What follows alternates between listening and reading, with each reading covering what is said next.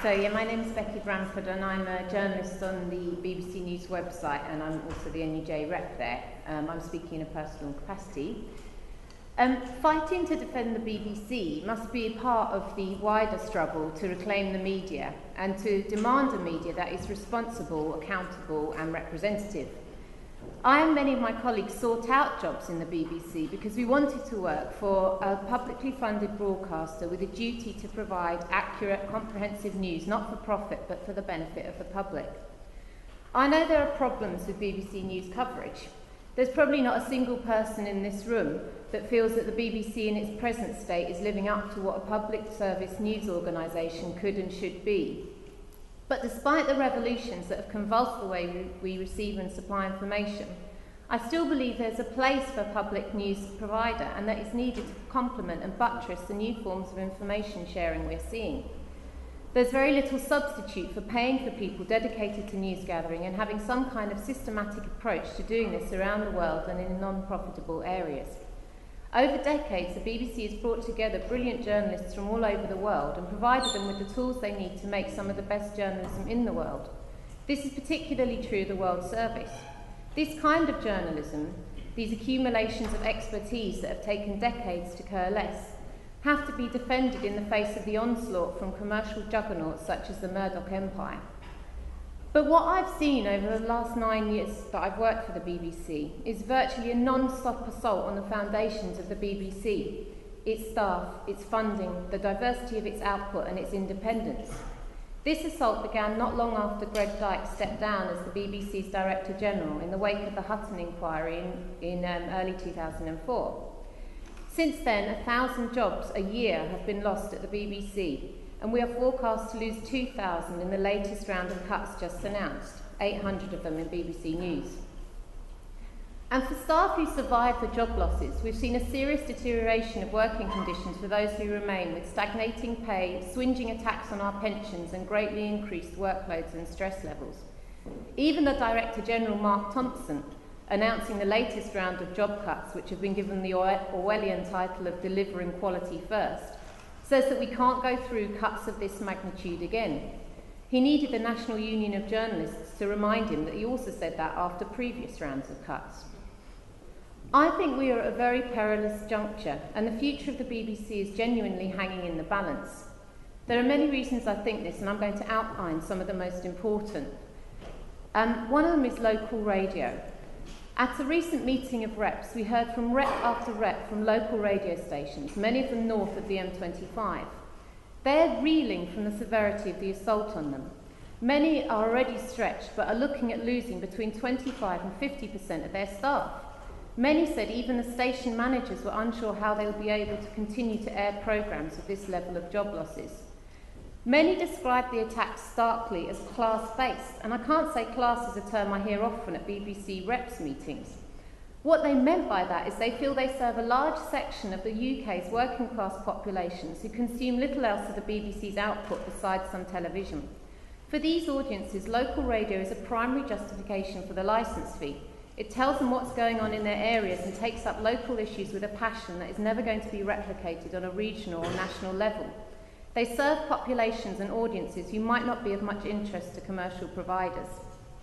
If you start hacking away at local radio, with each blow you're severing an umbilical connection hundreds of thousands of people have with the BBC and undermining the justification for the licence fee. So commercialism in the BBC is another issue I wanted to explore a bit. Managers are taking huge strides in their commercial news operations outside of the BBC, particularly with the international version of the website where I work. The justification for this is, why should licence fee payers fund the news service consumed by non-licence fee payers overseas? The problem with it, though, is that you begin to throw resources at your news operation where it pays, in the US market, for instance. The commercial tail begins wagging the dog of public broadcasting. Other areas of the world which are not so profitable, such as Latin America and Africa, begin to be neglected. This only exaggerates the already existing skew of the media lens towards rich and powerful parts of the world, the parts which advertisers are keen for you to cover so that they can sell products to news consumers in those areas. The commercial distortions infecting our coverage are going on virtually unnoticed, but are crucially important. The BBC is becoming just another commercial operator in marketplaces that are crowded where there is money to be made and desolate where there is not. Another trend we need to be fearful of is the loss of diversity of BBC coverage. More and more BBC TV News, radio including the World Service, and BBC News Online are sharing content and news priorities. We are being merged into one huge news operation, producing a single product branded BBC News. Instead of having reporters for each outlet, we have fewer and fewer correspondents and, beavering away behind the scenes, hundreds of news producers, people Nick Davies called churnalists in his critique of the news industry, Flat Earth News. I'm one of them, by the way. I fear that means we'll see less of the quality journalism that characterised the World Service and the diverse output of smaller minority BBC outlets, and more of the bland, mainstream, establishment-orientated coverage that you see on, say, the News at 10. Finally, management, or rather mismanagement at the BBC. Another major worry for me is the widening gulf between ordinary BBC staff and management. This is symbolised by, but not confined to, the huge pay gap between them, with the Director General earning something around £700,000 annually. Having imposed pay freezes and taken huge chunks out of our pensions, BBC management are now signalling their intention to strip unpredictable work allowances worth several £1,000s a year from ordinary hard-working staff. They hope to save £6 million a year from these attacks, but they could save half that simply by removing car allowances worth £3.2 million a year, which are given to senior managers, some of whom don't even drive cars. But managers refuse to countenance that. In meetings to discuss the most recently announced cuts, News Director Helen Bowden told staff to grow up, and Mark Thompson told complaining members of staff that no one was forcing them to stay. These comments display the contemptuous attitude of well-stuffed managers towards their long-suffering underlings. I think we come here to the nub of the problem. The BBC is worth saving, but its management is leading it down the road to ruin. It was Mark Thompson, for instance, who negotiated behind closed doors last autumn's licence fee settlement that saw the fee frozen until 2017 and additional costs loaded onto the BBC. This is effectively a cut of up to 25% in the funding of the BBC, and perhaps even more if inflation exceeds predictions. It's now emerged that the government met with representatives of News International 40 times in the run-up to the announcement of the licence fee, while meeting with the BBC once. In light of this, the National Union of Journalists continues to call for the licence fee negotiations to be reopened. The BBC is a public service broadcaster, and yet there was no shred of democratic input into that decision, which will see some BBC services put in tatters. We might well ask, is Thompson doing Murdoch's dirty work for him? And if so, is he the right person to be leading the BBC? What can be done about all this? The BBC unions, including my union, the NUJ, have signalled that they are up for the fight and has just announced a ballot for industrial action. But we need activists and the wider public to join our struggle. It was a public outcry that saw the decision to scrap Six Music overturned. We need to link the future of the BBC to the future of other public services in this country. People are prepared to fight for their public libraries and they're prepared to fight for the NHS. They need to be prepared to fight for their BBC as well. Thank you.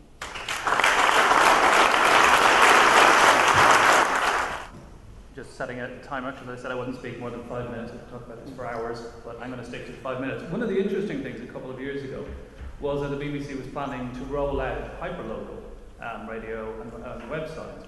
And one of the reasons that the government stopped the plans for doing this was actually the outcry of the people who own local media, the people who were destroying local media. I'm not sure if there's anybody in this room who still reads their local newspaper. They may still get it, but unfortunately, increasingly, they're unreadable. Why? Because groups like Trinity Mirror, Johnson Press, NewsQuest, and Northcliffe is the last one, and smaller groups like Argent and Tyndall have been cutting and cutting and cutting and cutting staffing levels for 10 years. And what the effect this is having on local media provision is that titles are disappearing, titles are merging, and the capacity in newsrooms across the country to do the same kind of thing that a local BBC radio does is being destroyed. So the impact of BBC cuts in local news provision won't be just taking away one option, it will be within a context where all options for local coverage are disappearing. And Gary will talk a little bit more about this, but one thing that's rarely covered anymore are local courts, local councils, things that actually impact directly on local communities. And what was very interesting around the riots was suddenly we got court reporting around just after. Something that disappeared almost from local media. And the abuses that were coming out of that were somewhat out of context, because we didn't really know what was being done before the riot, because nobody was bothering to cover it. That's one level of where monopolisation of the media is undermining journalism, and a major area of attack for the NUJ, and something the NUJ has been campaigning on. We support our members there. But again, similar to the fight for the BBC, it's a fight that we can't really win on our own. It's something that needs much more public engagement. People need to join with us and fight for proper coverage. But there is another area, and another area that really, really has impacted on the diversity of the media in the UK, and that's the issue of distribution. One of the huge successes of Murdoch in the 1980s was not just kicking the unions out of Wapping. It wasn't just setting himself up to dominate print media and then increasingly, though he's been stopped, hopefully, dominating television media, but also putting in place a system of distribution of media in the UK by moving things from train and into those vans that anyone who's down in Wapping knows well, was to actually start to monopolise distribution in the UK. And one of the consequences of the closure of the News of the World is that distribution has now become even more expensive for everybody else. The Guardian is suffering because the cost of their distribution has been hammered because the biggest selling title has been taken out of the mix. This is the reason why the Morning Star is not in most news agents. This is the reason why the New Statesman isn't in most news agents. And it's the reason why it's incredibly difficult for any alternative models to come in, particularly on a national scale, but even on a local scale. So that's an area that actually needs far more attention, and it's an area that other unions should be able to get involved with the NUJ to fight for, because we don't represent or recruit the people who handle distribution. But it's an area where actually we need to break, and reclaiming the media will also mean reclaiming distribution, so that we're not, as I presume there are quite a few members of the SWP here, we're not left to standing outside meetings with a handful of newspapers to actually get our message out. But actually distribution methods in the UK are changed so that there's proper alternatives, get broadly distributed, and people are presented with proper choice. And I think the fundamental lesson from what happened in the 80s and what we need to learn from moving forward, and as president of the NUJ I'd say this, but I hope everyone in this room accepts it, is actually rebuilding the media rebuilding the unions within the media. How Murdoch succeeded in his takeover plan that was only stopped last year when he nearly got a chance to take over all of BSkyP was actually by taking the unions out of Wapping, creating a non-union space. This is why the abuses of News International got so bad, because there was literally nobody to stand up to the editors within News International. There was nobody to stand up for workers who said no. What happened to most workers who said no was they were kicked out, because there was nobody there to fight for them. There was nobody there to stand up for them. There was nobody there, as happened during the miners' strike, to say no to the editors and force them to print a newspaper with a virtually blank front page saying the print workers have refused to put this picture on the front page. And this is what needs to happen across the board. This is what needs to happen in local media. In local media, the NUJ has been left virtually alone at this point because of the removal of printing services and the removal of the kind of areas that used to be unionised. Now they share a lot more printing services. A lot of people use Murdoch's printing services. So the challenge for everybody who's involved in a union, and if there's anyone here who's not a member of a union, I encourage you to join, is actually to start rebuilding the same kind of popular outcry that saved Six Music and also helped to stop the BSkyP takeover through 38 Degrees and Avast. Actually rebuild that spirit within the trade unions and rebuild a fighting spirit, not just in the NUJ, but actually across all unions that can potentially have an impact and potentially change this industry. Also speaking on behalf of London Magazine branch in the NUJ, and I'm a journalist on a magazine called Money Observer, which used to be owned by The Guardian. I live in Tottenham, so I was there as a resident, and also I had my press card on me, not so much that I was reporting, but just in case I bumped into a policeman that thought I might be doing something naughty. Now, I think it's, as everyone here will know, it's not just what happened in terms of the riots, but actually the reporting of the riots has been a total outrage, and right across the spectrum. I don't know if anyone's read Naomi Klein's book on the shock doctrine, but there's something similar seemed to happen when the riots took place, if you want to call them that. Okay, they were shocking. Riots don't happen on that scale every day in Britain. They happen maybe every few decades, perhaps, such as in the early 1980s when there was mass unemployment, or in the 1880s when there was the first Great Depression in this country, and in the 1930s when there was mass unemployment. You see the pattern. But anyway, you wouldn't get that impression from the reporting of the riots that recently took place. They just came from nowhere, apparently, and they could be quickly explained as being the work of basically black hoodlums. They had various words for it: rats, vermin, which I guess is rats, are rats, and so forth. Various forms of abuse, and it's just criminality, pure criminality. And there was no attempt whatsoever to talk about the issues that gave forth the riots in the first place. So it wasn't too surprising that in some of the polls that came out in the days after the riots, we had horrendous figures where the public apparently were in favour of, 70% were in favour of water cannons being used, the army getting on the streets and all the rest of it, because there was no actual context to what had happened. As I say, I was at the riots all night, all morning, the riots in Tottenham anyway, and all of the riots were different, in fact, actually, I would also argue, but in the case of Tottenham, let's remember, how did it start? Because a man was killed by the police. That was totally lost. And was that an aberration on the part of the Metropolitan Police? No, it was part of a pattern. It's the fourth person I can think of killed by the police in that part of the world. In fact, they triggered a riot, people might remember, or read about, in 1985 at Broadwater Farm, also in Tottenham, after they killed a woman called Cynthia Jarrett. They've killed several people since then. People might remember the name Joy Gardner, who was killed by the police in Tottenham. People might remember the name Roger Sylvester, killed by the police in Tottenham. And of course, Mark Duggan, killed by the police most recently in Tottenham. None of that context was provided in any of the reporting. We heard about the looting and all the rest of it. Well, to be perfectly honest, you got the impression that the violence was totally mindless. Well, actually, that wasn't the case. You can go to Tottenham today, and a lot of people might think it's a bomb zone, there's no shops left. Actually, most of the shops are still intact in Tottenham. Most of the small shops didn't get attacked in Tottenham. Actually, if you want to see the largest number of shops that got attacked were actually betting shops. I can think of 5 or 6 of them that had their windows put in and were otherwise vandalised and so forth.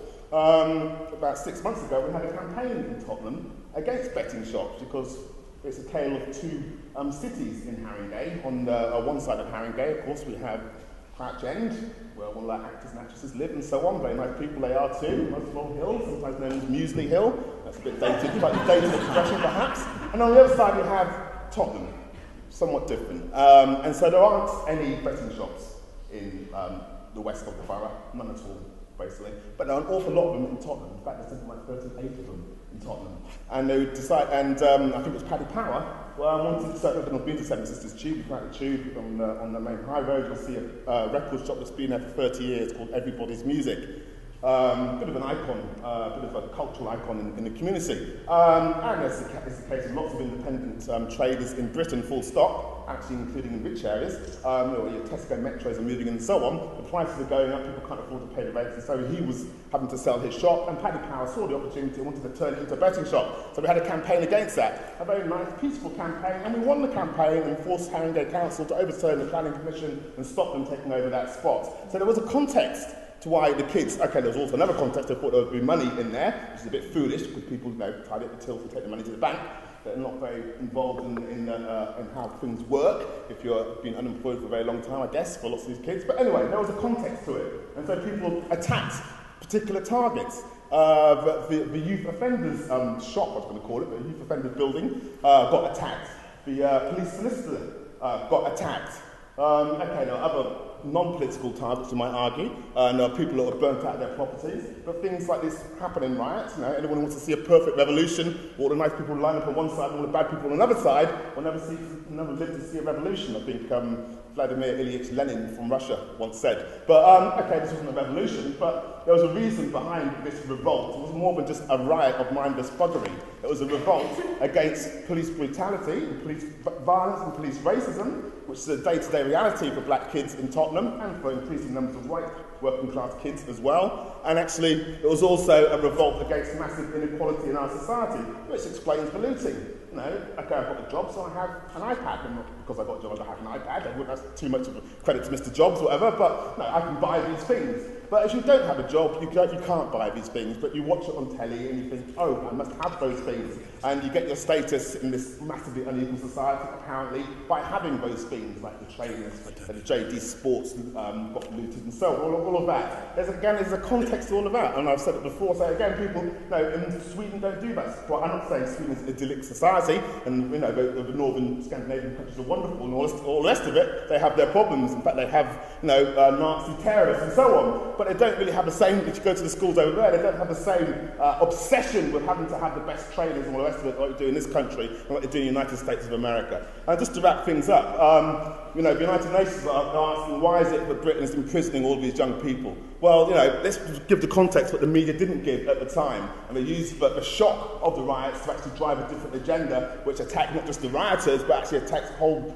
areas of society, such as trying to scrap the human rights bill, trying to shut down the internet, trying to shut down Facebook, trying to shut down BlackBerry Messenger. Sounds like a little bit like Mr. Mubarak, you might think. But the real context was somewhat different to the impression that you were giving on the TV. It was all black kids. In fact, black youth were in a minority. Only 46% were actually black kids. This is the stuff that's come out from the Ministry of Injustice, otherwise known as Ministry of Justice. And you can look at some of the figures. 40% of the young people in prison today are black kids. Look at the people that have been arrested during the riots. 35% of the adults are on out-of-work benefits. That's to say they are poor people. You don't get like rioters in Hampstead because they have money in their pockets. They don't need to looters. They don't need to go and loot a shop. So 42% were in receipt of free school meals. Yeah, they're so poor but they can't actually eat. So they have to get money from the state to make sure they guarantee a meal. And so, as I said to one young person who was involved in the riots the day after, on a Sunday, they said, well, what have we got to lose? At least in prison you get 3 square meals, which explains precisely why the people at the bottom of society did what they did on that night, and they followed it across the country, and I think there'll be more to come. And to be quite honest, actually, I defend those rioters. Without further ado, John Pilger.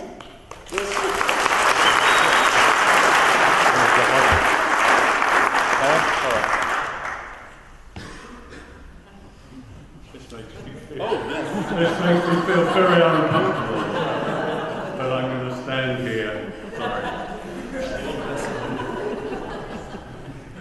Happens occasionally. Look, terrific speech, Gary, and everybody else. And first I'd like to congratulate The Guardian on its exposure of the hacking scandal. And I think the meeting tonight is post-Hackgate, what do we do, isn't it? Something like that. It was a tour de force by Nick Davies. As a result of this fine journalism, it's quite likely that the Murdoch empire will disintegrate, certainly when the old man dies, and that's very good news. But Hackgate was a sideshow. And much of the media's navel-gazing since then has either missed the point or deployed the most effective form of censorship by omission. Hackgate was a sideshow to a rampant collusion so ingrained across the mainstream media that it almost never speaks its name. We journalists love the notion of bad apples. Murdoch's a bad apple. Blair was a bad apple, sort of. Gaddafi was a very bad apple. Unlike the Saudi tyrants, they're good apples. We also love the idea of worthy and unworthy victims. British soldiers, like American soldiers, are always worthy victims, no matter what they've done or why they've done it. In Libya, the revolutionaries, our revolutionaries, were worthy victims.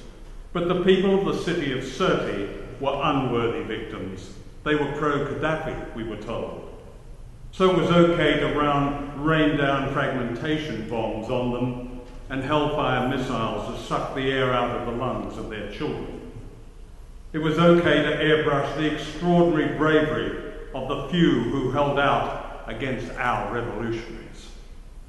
And when 53 of these fighters were massacred by our side, we said little, we shrugged. They were unworthy victims. They weren't with us. They weren't on our side. and we'd already fallen for the lie exposed by Amnesty of Gaddafi's genocide in the East. So it was okay for the most liberal newspaper in Britain to run across its front page the bloodied face of a human being who had just been sodomized with a knife by one of our revolutionaries. Gaddafi was the most unworthy victim of them all. So it was okay to show the mob, our mob, doing its dirty work with us vicariously condoning the barbarism. The city of Sirte was demolished by our pilots and our revolutionaries. Untold numbers of innocent men, women and children were killed and maimed by us. How did the BBC report it? The city, said the BBC reporter, and I quote him, should be left as a memorial to Gaddafi's victims. Consider for a moment the intellectual and moral contortion required to make that statement. That Gaddafi's crimes pale against the crimes of our governments is unmentionable. Just as the slaughter in Fallujah in Iraq was unmentionable. Thousands were killed, almost nothing of the truth of that massacre appeared on the BBC, ITV or any of the main news. Why? Because the undeclared role of our free media is to minimise the culpability of rapacious governments, our governments, and at worst to cheer them on, to beat their drums, to dehumanise their enemies of convenience. That's why tonight I thought I'd concentrate on the phenomenon of war by media, because issues of life and death are most urgent. The American human rights lawyer Richard Falk wrote this: people in the West are encouraged to see the world almost exclusively through a self-righteous, one-way moral and legal screen with positive images of Western values and innocence always portrayed as threatened, and this validates a campaign of unrestricted political violence. I've been a witness to much of this violence. I've glimpsed the overthrow of some of the 50 governments dispatched by the United States with British support, many of them democracies. In Latin America, I've seen those tortured by forces approved and backed by our governments. Colonel Gaddafi had the approval and backing of the British government to torture people we didn't like when we liked it. But we, the benevolent ones, are seldom reported as the instigators of this violence, this terrorism that is far greater than anything that Al-Qaeda produced. Murdoch's lesser crime was hacking phones.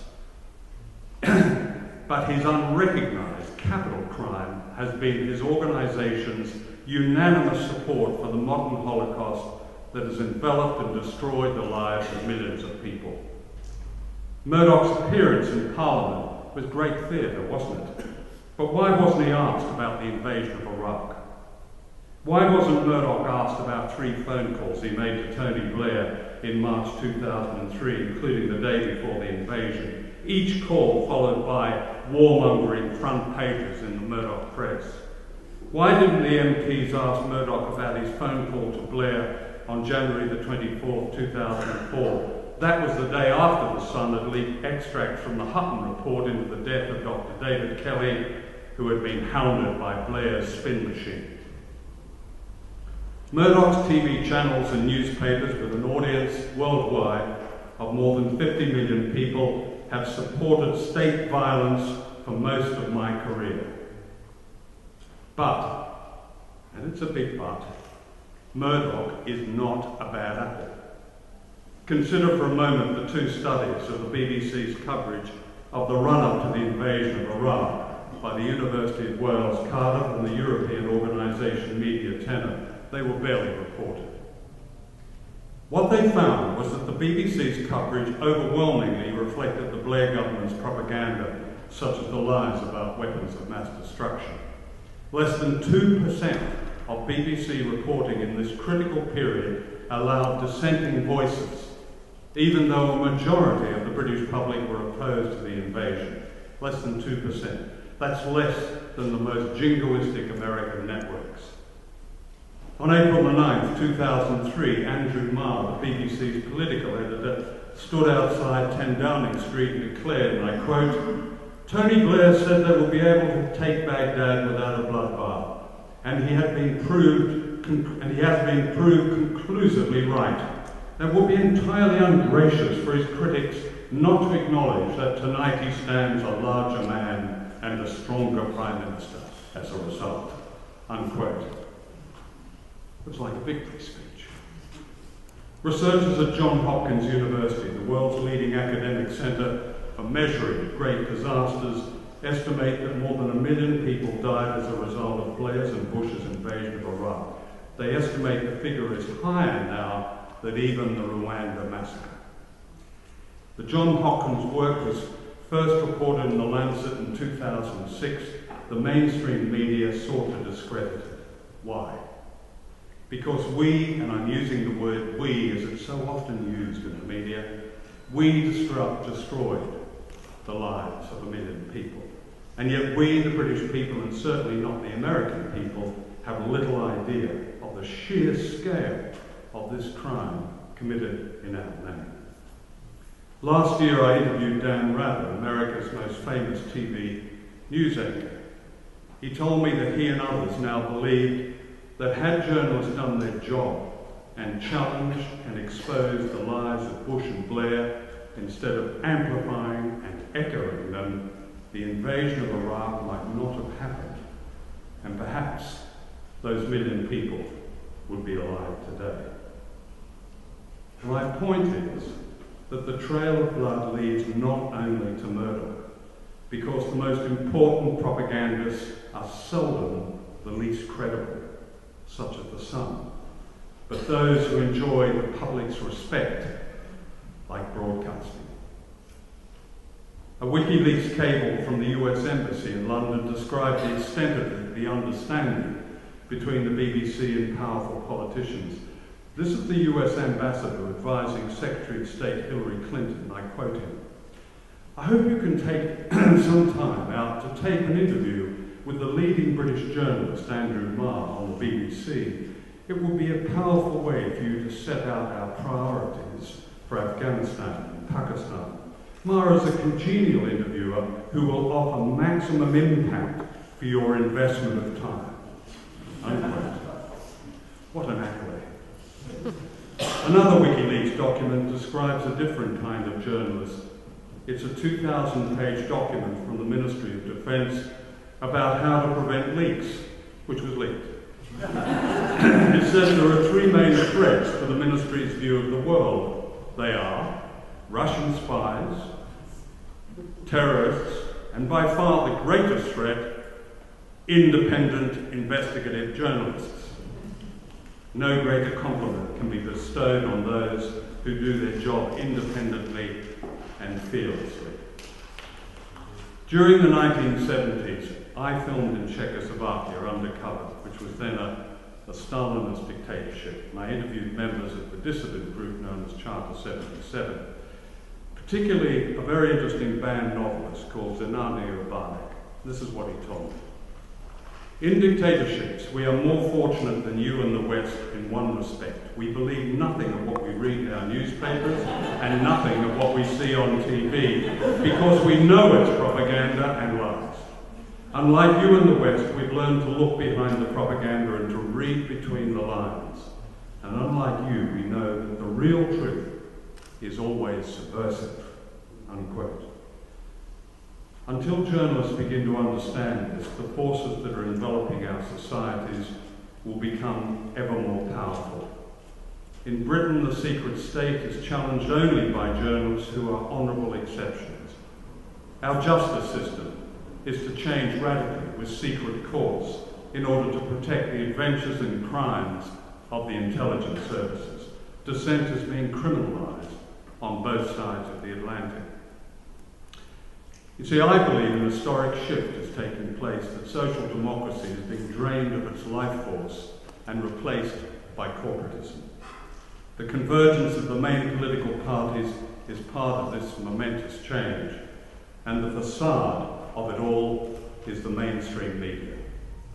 Reading the WikiLeaks cables, what's clear is that the aim of great power is to eliminate the distinction between journalism and information control.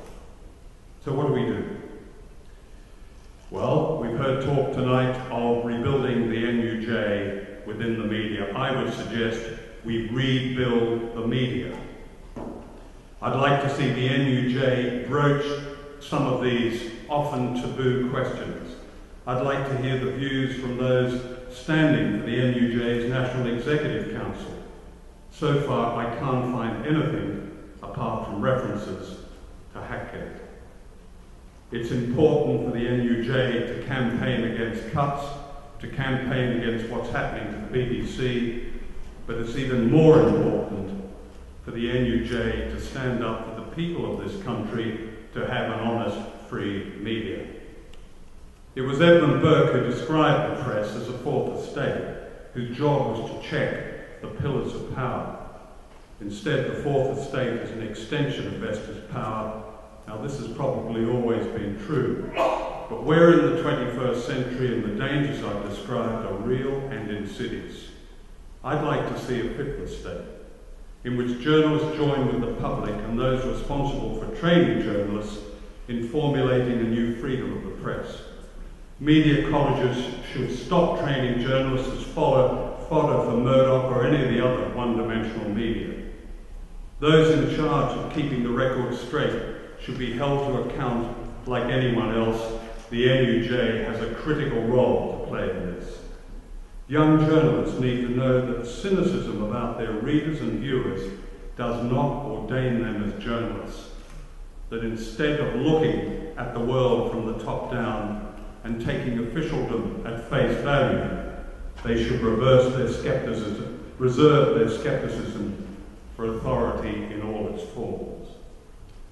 Long before Lord Reith invented the BBC and its specious neutrality, long before corporations overwhelmed and turned editors and tamed editors and created a phony professionalism based on the needs of owners and advertisers, the craft of journalism has had the best of traditions. And these have survived, from Tom Paine right up to Robert Fisk. In other words, we were never meant to be the agents of power, always the agents of people. Thank you.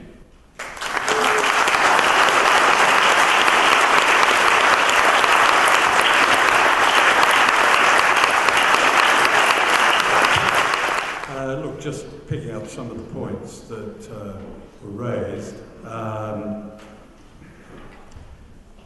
I don't think there's any contradiction about supporting jobs and supporting pensions and supporting all those rights with supporting the whole idea of a media that works.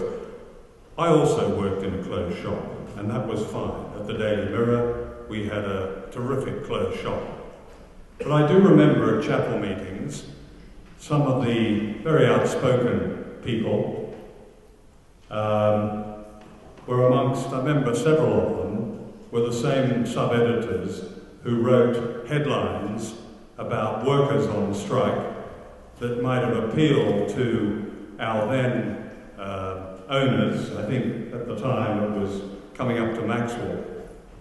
So I don't think a closed shop is the beginning and end. I think it's very, very important. But I think we've got to have a closed shop of will. A will to change the media. This gentleman here put his finger on it. Not only do journalists sit without phones, isolated, stuff piped in, as he describes, you know, we're getting to the point where we're barely journalists. We're functionaries. And we can't take that anymore. We can't take, certainly, the cuts. We can't take the loss of jobs. But I think at the same time, at the very least at the same time, we have to ask ourselves, do we want to be part of a media that is part of an overall system that treats its readers and viewers and listeners so poorly. We've got to stop this taboo on criticising each other, this defensiveness. We've got to talk about the media, what sort of media. And being a member of the NUJ is fine, but it doesn't mean that you stop talking about that, or that you limit your agenda. In fact, being a member of the NUJ should give you more will to talk about what the media should be. The chap over here asked about, could there ever be a cooperative media? There's been many, many cooperative medias. The whole idea of newspapers with advertising is one of the great cons of the 20th century. There were plenty of newspapers before that survived, and survived after the advent of corporate journalism with advertising. In the United States, Federated Press published for something like 30 years a whole range of terrific newspapers that were cooperatives. In Mexico at the moment, poor besieged Mexico, there's a wonderful newspaper that is run by its journalists and doesn't take a word of advertising. That's the kind of will I'm talking about. That's the kind of will that we need to come within the union from inside the NUJ. I mean, when we had this absurdity in Britain of great newspapers like the News Chronicle and the Daily Herald, with these massive circulations closing down because advertisers wouldn't support them. The people supported them, though. I think there was a question there, what about Media Lens and Fair? I think Media Lens is terrific. I encourage everyone to look at it, medialens.com. It does what we as journalists should be doing, and the editors of that are not journalists. But some of the reactions they get from journalists are very illuminating, and Fair in the United States has been doing that for some 20 years, doing a very good job of monitoring. You know, there are tough questions as journalists we have to ask ourselves. The gentleman over there talked about the low esteem in which we are held. You know, I mean, always used to be a joke that we were about equal with estate agents or something, but, you know, we're below that now. Journalists are not regarded highly, and we haven't got it yet. That hasn't sunk in. We're not regarded highly by the public. Certainly the Hackgate scandal deepened that mistrust, and it's something that should be absolutely urgent on our agenda as trade unionists, but above all as journalists.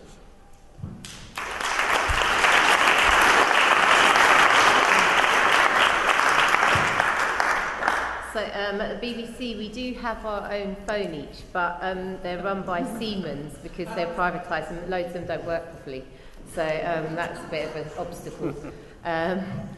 I mean, I really enjoyed that discussion, and I mean, I think we have to have it both ways. We have to make new efforts in the area of kind of independent and find different funding models for media. We also have to defend, you know, what we have already, and I think, you know, not having a publicly funded public broadcaster, you know, is leading us further down the road to domination by, you know, commercial media organisations.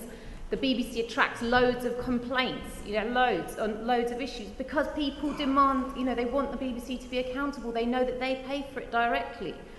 So it's a difficult argument sometimes to make, but I think we do have to sort of defend what there is there that should be valued. And I would just caution that, you know, we can't see the press as a monolith. You know, there is good reporting and there is bad reporting. And workers in the media need to be viewed in parallel with workers in other industries, and the structure of the organisations in which they work and the attacks they face in their industries, you know, looked at through that prism as well.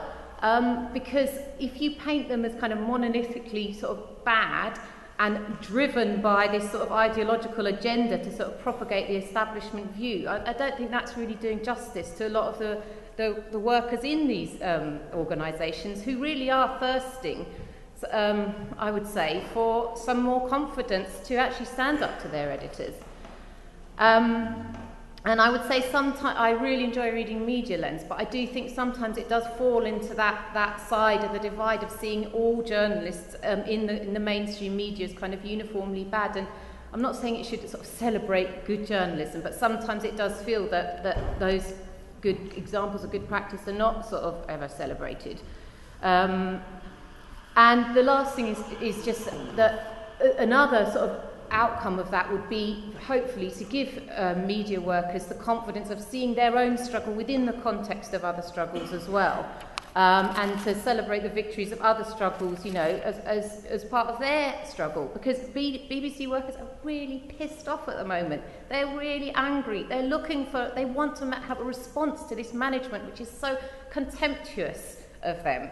I think there is an opportunity here, but, you know, to do that, we've kind of got to side with those workers in their struggle as well. So that's all I've got to say.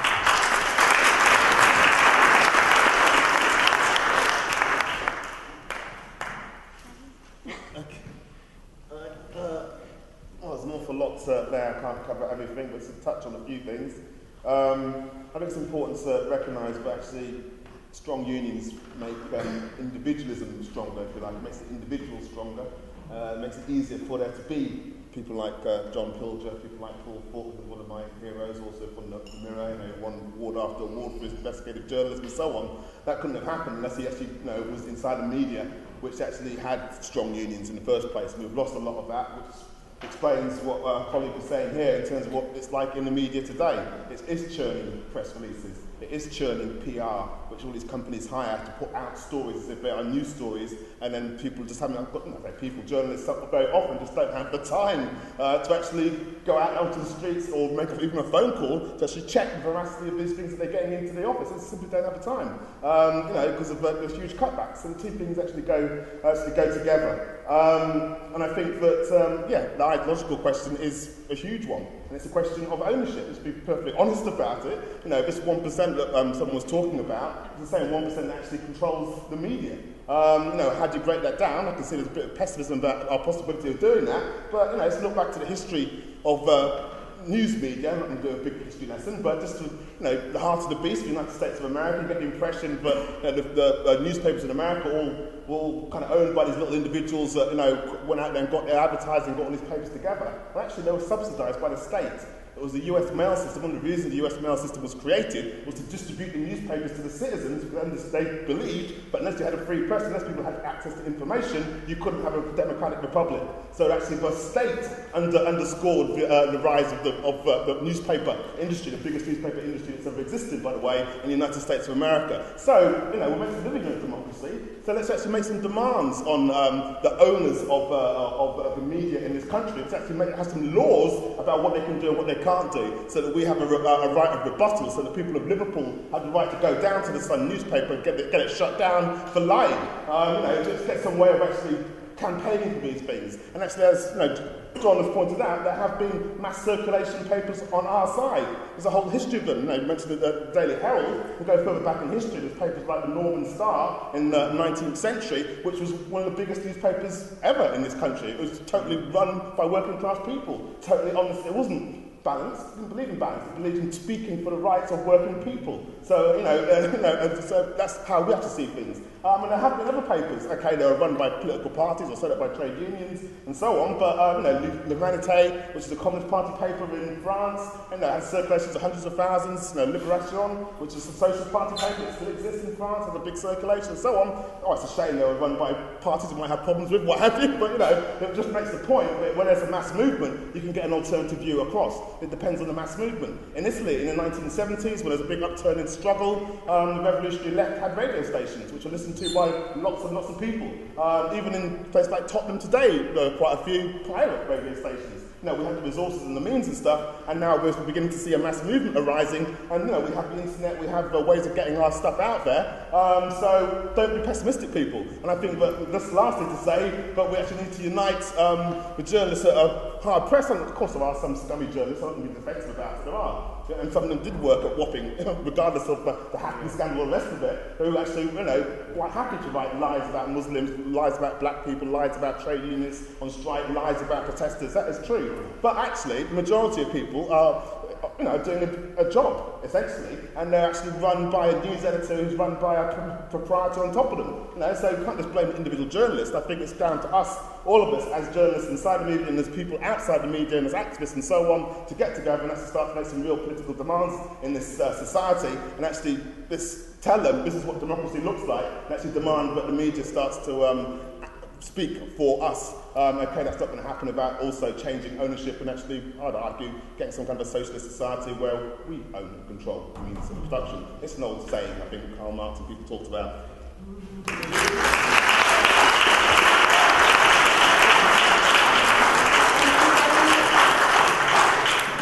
I'll stand up this time because I'm wrapping up, but just on the point that Becky made about good journalists and bad journalists.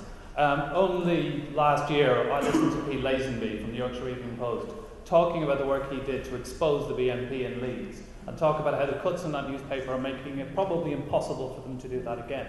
Manchester Evening News did a very similar thing in Manchester. They were since cut loose by The Guardian, massive cuts. They'll probably be unable to do that again.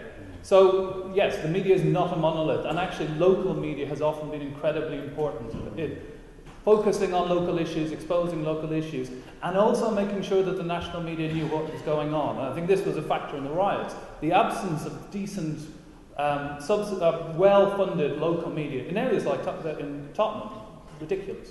And that's where one of the Tyndall newspapers, the first strike the NUJ has ever had about staffing levels and quality, was in Tyndall newspapers in North London. They print one of the Tottenham newspapers. And even they will acknowledge how appalling their post-riot issue was. I picked it up, it was around 8 pages. It was horrible. It was truly horrible. So this is the impact of the cut. But John's point about building alternatives, this is the other strand of what the NUJ is doing. Yes, we're fighting for jobs, we're trying to maintain them, but we've recognised that in some parts of the UK we've lost. Wales, parts of Wales don't have a newspaper. Port Talbot doesn't have a newspaper anymore. There are no jobs left to save. So the challenge is actually to rebuild, to build something new. There are a group of journalists there who set up a new website, who are reporting on what's going on locally. But actually I think the experience of journalists going back to the late 70s into the 80s is often journalists are very bad business people. There was a whole spurt of new cooperative newspapers in the late 70s. There's one left, it's Camden New Journal. It's no longer a cooperative, but it's still a reasonably good newspaper, heavily underfunded. So in some practice it's not the best example of anything, but it still exists. But the reality is that actually we can't as journalists do this on our own.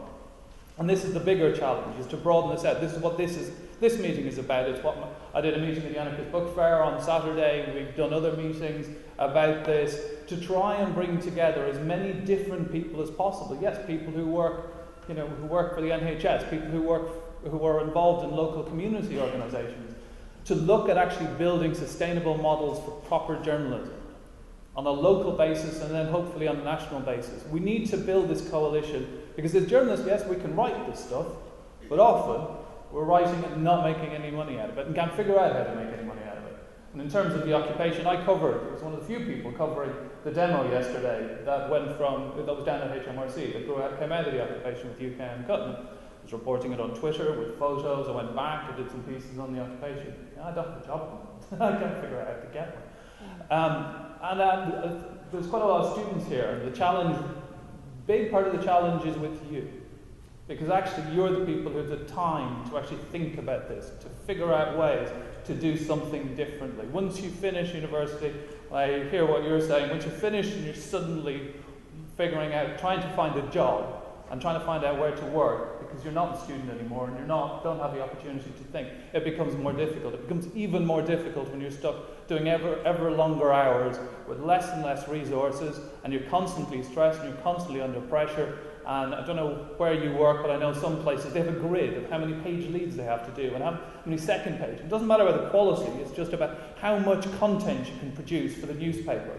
Which, if you've got to produce 4 stories in a day, that means if you can turn around 3 press releases, you might have the time to do 1. When they increase that to 5, 6, 7, because they've cut half of the newsroom, it gets worse and worse and worse. So the challenge for students is to actually start working on these models now. And there is, the City students is an example that came out of City 2 years ago, which was Null on the Wires project. It doesn't really do much work as Null on the Wires. It's actually out of it. Most of them have, I think, got reasonably good jobs. So actually building these cooperative models will take the effort of people who have the time to focus on them. But it's only by expanding it out. It's only by involving the community. Maybe not a cooperative of just the people working there, but actually a cooperative model based in the community. Get everybody involved. Get everybody invested in it. Get people investing their time, but hopefully their money eventually. If you can put together a good product in your local area or your community, hopefully things will improve. And in terms of the sparks, I know you've gotten a lot of coverage from Real News. Real News is one of the examples that's been going for 10 years. It's something of a successor to the people who cover the Wapping strike into that kind of local organised journalism. But there are models, there are ideas out there. It's about getting momentum behind them, getting people involved, broadening beyond just the NUJ to other unions, to other groups, and getting people to take media seriously. Because I think the occupation has shown, because I know they've just printed the first copy of their occupation newspaper, that media is incredibly important. Yeah, there's a copy of it. So media is incredibly important. So rather than giving up on it, as people in Liverpool may have, or people in the NHS may have, actually it's looking at the alternatives and building up the alternative. And getting trade unions involved, because I think the big problem is that trade unions feel they have to run it. They're not being covered by the media, not being covered properly. Even we as the NUJ know that we're not often covered properly, or just ignored. But it's actually getting people involved to retake it, because the situation now is different to what it was in the 80s. In the 80s, you had Murdoch absolutely keen to take control of the media, to grab as much as possible. Up until 10 years ago, that's what was going on. That's what was going on. But what's happened with the cuts is they're creating spaces. We need to colonise those spaces. The alternative needs to take over where they've given up.